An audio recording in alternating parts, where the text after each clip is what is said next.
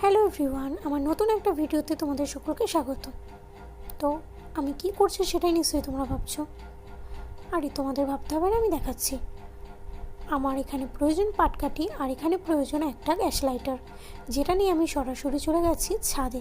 আর ছাদে যেতে যেতে এখানে আমি একটা গাবলা দেখলাম, আর এই গাবলাটাও আমার প্রয়োজনে লাগবে, যেটা নিয়ে আমি ছাদে চলে এসেছি।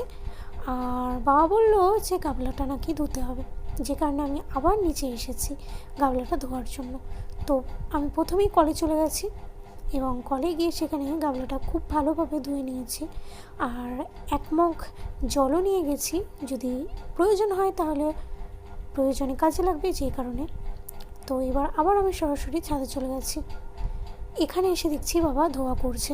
এবার ধোয়াটা কী কারণে করছে সেটা আমি তোমাদের পরের ভিডিওতে দেখাবো।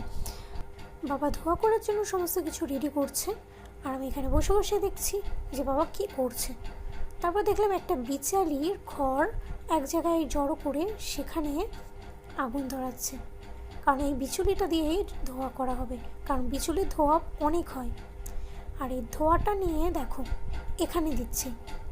এবার এখানে কি হচ্ছে আমি নিজেও জানি না, ধোয়া দিচ্ছে আর আমি এখানে বসে বসে চুপচাপ দেখছি যে বাবা কি করে।